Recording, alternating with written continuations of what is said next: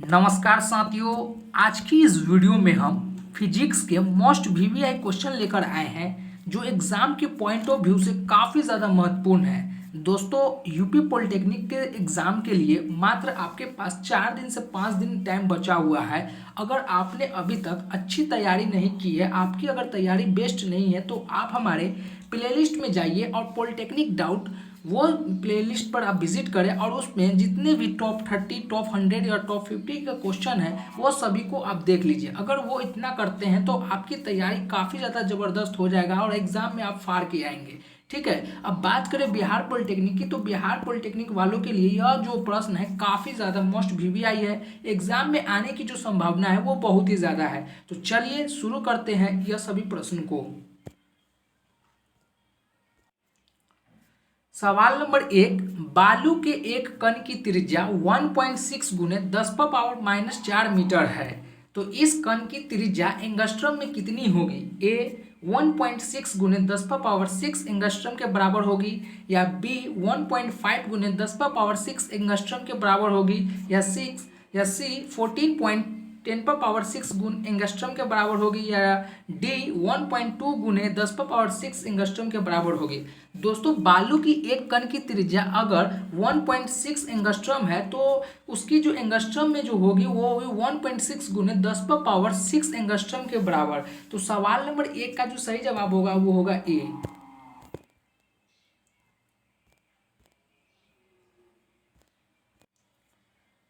सवाल number 2, 1 minute में microsecond होते हैं? ए 7 गुने 10⁻7 माइक्रोसेकेंड के बराबर, या बी 6 गुने 10⁻7 माइक्रोसेकेंड के बराबर, या सी 5 गुने 10⁻7 माइक्रोसेकेंड के बराबर, या डी 8 गुने 10⁻7 माइक्रोसेकेंड के बराबर। दोस्तों, 1 मिनट में माइक्रोसेकेंड होते हैं वो होते हैं 6 गुने 10⁻7 माइक्रोसेकेंड के बराबर। तो सवाल नंबर 2 का जो सही जवाब होगा वो होगा बी।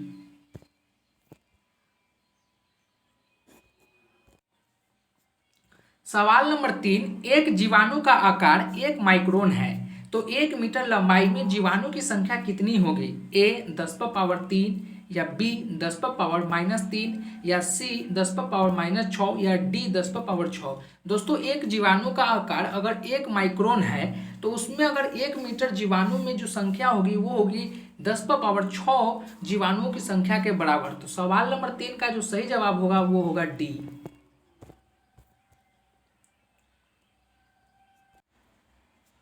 सवाल नंबर 4, हाइड्रोजन परमाणु में इलेक्ट्रॉन नाभिक के चारों ओर 10/6 नैनो सेकेंड में एक चक्कर लगाता है, तो इलेक्ट्रॉन 1 सेकेंड में एक चक्कर लगाएगा। ए 10⁻6, या बी 10⁻9, या सी 10⁻15 बार, या डी 10⁻12 बार। दोस्तों, हाइड्रोजन परमाणु में अगर इलेक्ट्रॉन नाभिक के चारों ओर 10/6 नैनो सेकेंड में अगर एक चक्कर लगाता है तो इलेक्ट्रॉन 1 सेकेंड में जो एक चक्कर लगाएगा वो 10⁻15 बार में लगाएगा। तो सवाल नंबर 4 का जो सही जवाब होगा वो होगा सी। सवाल नंबर 5, किसी तारे से पृथ्वी तक प्रकाश के आने में 5 वर्ष लगता है, तो तारे की पृथ्वी से कितनी दूरी किलोमीटर में होगी? ए 3 गुने 10⁻8 किलोमीटर के बराबर, या बी 15 गुने 10⁻8 किलोमीटर के बराबर, या सी 4.73 गुने 10⁻13 किलोमीटर के बराबर, या डी 9.3 गुने 10⁻12 किलोमीटर के बराबर। दोस्तों, किसी तारे से पृथ्वी तक प्रकाश के आने में जो समय लगेगी, जो किलोमीटर में लगेगी, वो लगेगी 4.73 गुने 10⁻13 किलोमीटर के बराबर। तो सवाल नंबर 5 का जो सही जवाब होगा वो होगा सी। सवाल नंबर 6, 1 माइक्रोन में एंगस्ट्रम की संख्या कितनी होती है? ए 10⁻4, या बी 10⁻6, या सी 10⁻9, या डी 10⁻10। दोस्तों, 1 माइक्रोन में एंगस्ट्रम की जो संख्या होती है वो होती है 10⁻4 के बराबर। तो सवाल नंबर 6 का जो सही जवाब होगा वो होगा ए।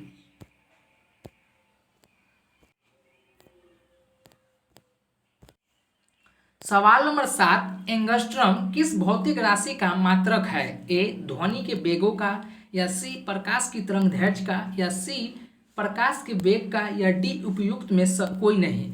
दोस्तों एंगस्ट्रम जो है भौतिक राशि प्रकाश के तरंग दैर्घ्य का है। तो सवाल नंबर 7 का जो सही जवाब होगा वो होगा बी।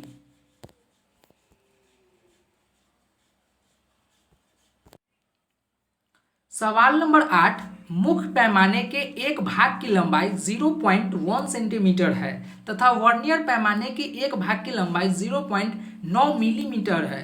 तो दोस्तों वर्नियर स्थिरांक का जो मान होगा वो होगा 0.05 सेंटीमीटर। तो सवाल नंबर 8 का जो सही जवाब होगा वो होगा डी।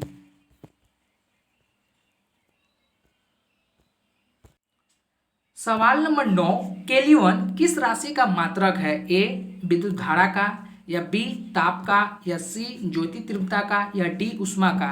दोस्तों केल्विन जो है जो ताप का ऐसा यूनिट है। तो सवाल नंबर 9 का जो सही जवाब होगा वो होगा बी।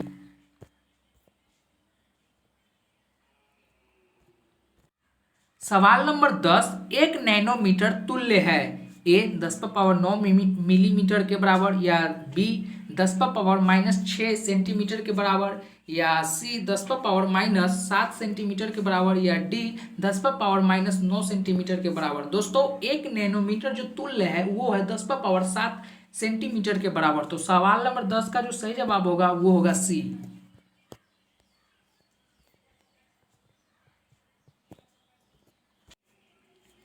सवाल नंबर 12, एक कण 17 सेकेंड में 1260 मीटर दूरी तय करता है। तो उचित सार्थक अंकों में इस कण की चाल होगी। ए 74.11 मीटर प्रति सेकेंड, या बी 74.1 मीटर प्रति सेकेंड, या सी 74 मीटर प्रति सेकेंड, या डी 74 मीटर प्रति सेकेंड। दोस्तों एक कण की अगर 17 सेकेंड में 1260 मीटर तय करती है तो उसमें अगर सार्थक अंक में जो कण की चाल होगी वो होगी 74 मीटर प्रति सेकेंड के बराबर। तो सवाल नंबर 12 का जो सही जवाब होगा वो होगा सी। सवाल नंबर 13, एक घन की भुजा 1.2 सेंटीमीटर मापी गई है। घन का आयतन शुद्ध सार्थक अंकों में बताइए कितना होगा? ए 1.72 सेंटीमीटर स्क्वायर के बराबर होगा, या बी 1.7 सेंटीमीटर के बराबर होगा, या सी 1 सेंटीमीटर स्क्वायर के बराबर होगा, या डी 1.72 सेंटीमीटर स्क्वायर के बराबर होगा। दोस्तों एक घन की भुजा अगर 1.2 सेंटीमीटर में अगर मापी गई है तो घन का आयतन सार्थक अंकों में जो होगा वो होगा 1.7 सेंटीमीटर स्क्वायर के बराबर। तो सवाल नंबर 13 का जो सही जवाब होगा वो होगा बी 1.7 सेंटीमीटर स्क्वायर के बराबर।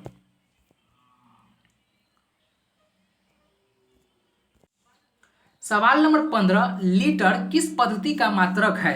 ए मीट्रिक का, या बी एमकेएस का, या सी ब्रिटिश का, या डी भारतीय का। दोस्तों लीटर जो है वो मीट्रिक का पद्धति का ऐसा यूनिट है। तो सवाल नंबर 15 का जो सही जवाब होगा वो होगा ए।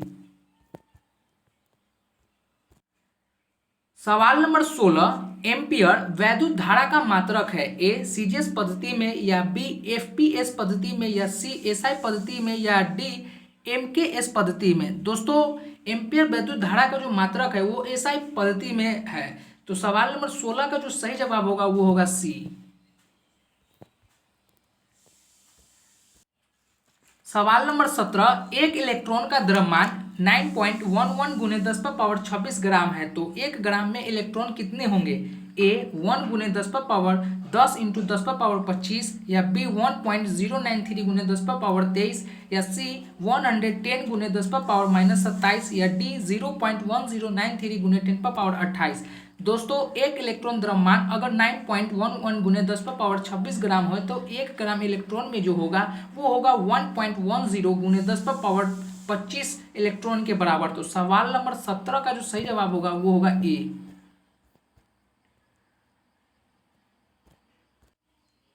सवाल नंबर 18, बर्नियस कैलिपर्स की अल्पतः माप क्या होगी? ए 0.01 मिलीमीटर, या बी 0.02 मिलीमीटर, या सी 0.05 मिलीमीटर, या डी इनमें से कोई नहीं। दोस्तों वर्नियर कैलिपर्स की जो अल्पतः मान होती है वो होती है 0.01 मिलीमीटर। तो सवाल नंबर 18 का जो सही जवाब होगा वो होगा ए।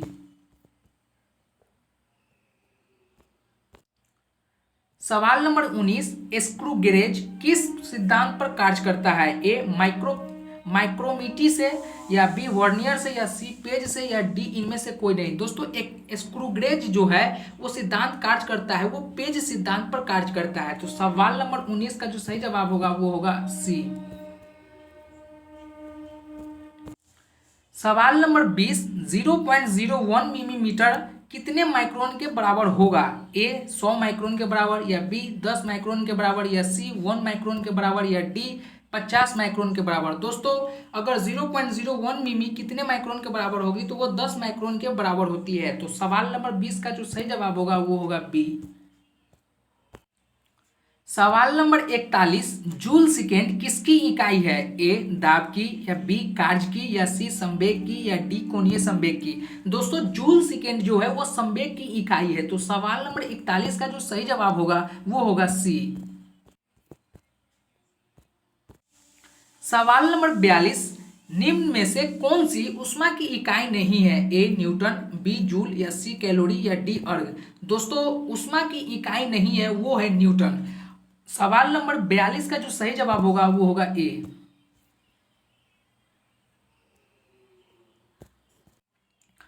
सवाल नंबर 43, एसआई पद्धति में कुल मूल मात्रकों की संख्या कितनी है? ए 7, बी 3, या सी 5, या डी 9। दोस्तों एसआई पद्धति में जो मूल मात्रकों की संख्या है वो है 7। सवाल नंबर 43 का जो सही जवाब होगा वो होगा ए। सवाल नंबर 44, सूर्य का तापमान निम्न में से किसके द्वारा हम माप सकते हैं? ए पैलेटिनम थर्मामीटर से, या बी पैरोमीटर से, या सी गैस थर्मामीटर से, या डी वेयर प्रेशर थर्मोमीटर से। दोस्तों सूर्य का जो तापमान है उसे हम पैरोमीटर मापक द्वारा हम माप सकते हैं। पैरोमीटर जो यंत्र है उससे हम सूर्य का तापमान नाप सकते हैं। तो सवाल नंबर 44 का जो सही जवाब होगा वो होगा बी। सवाल नंबर 45, विद्युत आवेश के अंतर्राष्ट्रीय मानक इकाई क्या है? ए एम्पियर, बी कूलम, या सी ईएसयू, या डी केल्विन। दोस्तों विद्युत आवेश के जो अंतर्राष्ट्रीय मानक इकाई है वो है कूलम। तो सवाल नंबर 45 का जो सही जवाब होगा वो होगा बी। सवाल नंबर 46, बैरोमीटर का प्रयोग निम्न में से किसके मापक में किया जाता है? ए बल में, बी तापमान में, या सी वेग में, या डी तरंगदैर्घ्य में। दोस्तों बैरोमीटर का प्रयोग हम तापमान के मापने में किया करते हैं। तो सवाल नंबर 46 का जो सही जवाब होगा वो होगा बी। सवाल नंबर 47, डायोप्टर किसकी इकाई है? ए लेंस की क्षमता की, या बी प्रकाश की तीव्रता की, या सी लेंस की फोकस दूरी की, या डी ध्वनि की तीव्रता की। दोस्तों डायोप्टर जो है वो लेंस की क्षमता की इकाई है। तो सवाल नंबर 47 का जो सही जवाब होगा वो होगा ए। सवाल नंबर 48, निम्न में से कौन सी राशि जड़ता की मापक इकाई है? ए वेग का, या बी त्वरण का, या सी द्रव्यमान का, या डी भार का। दोस्तों त्वरण जो ऐसी राशि है जिससे जड़त की मापक की इकाई है। तो सवाल नंबर 48 का जो सही जवाब होगा वो होगा बी।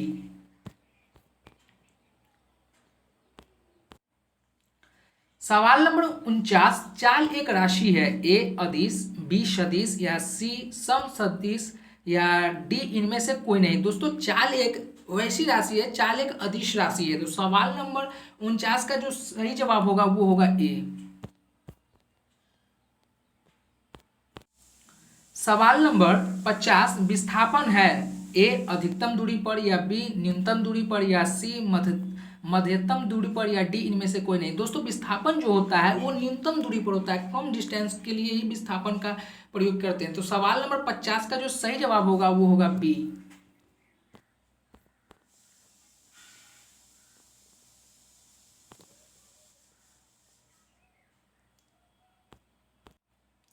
सवाल नंबर 51, विस्थापन में परिवर्तन की दर को हम कहते हैं ए वेग, बी त्वरण, या सी दूरी, या डी चाल। दोस्तों परिवर्तन की दर को हम विस्थापन के परिवर्तन की दर को हम त्वरण कहते हैं। तो सवाल नंबर 51 का जो सही जवाब होगा वो होगा बी। सवाल नंबर 52, त्वरण एक मात्रक है। ए मीटर प्रति सेकेंड स्क्वायर के, या बी किलोमीटर प्रति सेकेंड के, या सी किलोग्राम घंटा के या टी कोई नहीं। दोस्तों त्वरण का जो मात्रक होता है वो होता है मीटर प्रति सेकेंड के। तो सवाल नंबर 52 के जो सही जवाब होगा वो होगा ए, मीटर प्रति सेकेंड स्क्वायर के।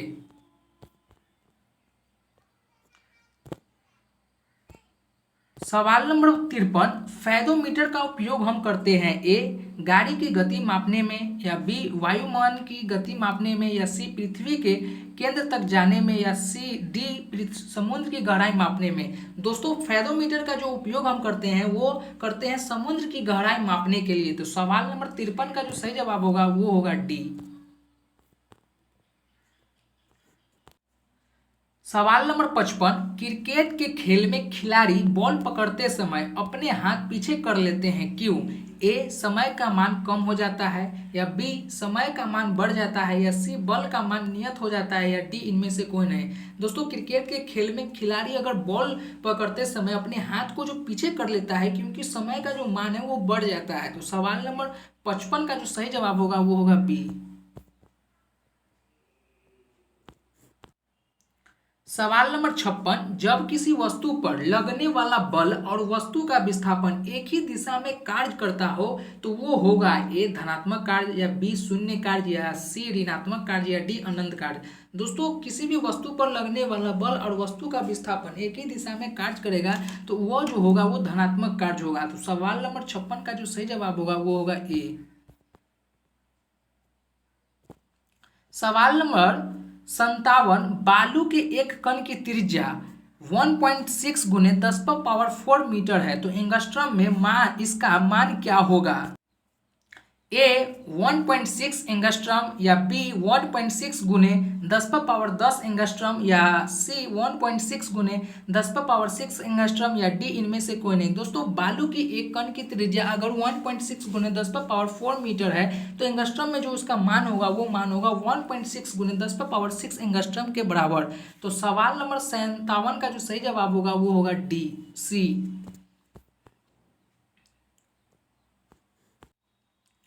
सवाल नंबर 58, 1 नैनोमीटर बराबर होता है ए, 10⁻9 मीटर के बराबर, या बी, 10⁻−9 मीटर के बराबर, या सी, 10⁻−10 मीटर के बराबर, या डी, 10⁻4 मीटर के बराबर।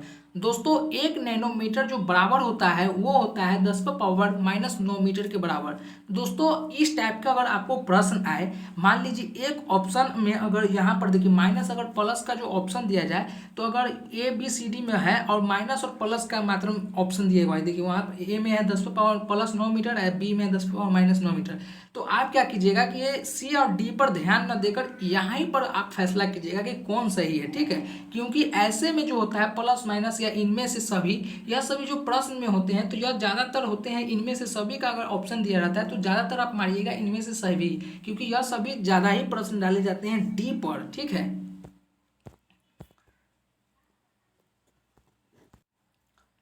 सवाल नंबर 59, निम्नलिखित में से कौन सी दूरी नैनोमीटर सुविधापूर्वक लिखी जा सकती है? ए, केस नली का व्यास में, या बी, कागज की मोटाई में, या सी, पृथ्वी से शुक्र तक की दूरी से, या डी, परमाणु के व्यास में। दोस्तों निम्नलिखित में कौन सी दूरी नैनोमीटर की सुविधापूर्वक लिखी जा सकती है? तो वो है परमाणु की व्यास क्यों। सवाल नंबर 59 का जो सही जवाब होगा वो होगा डी।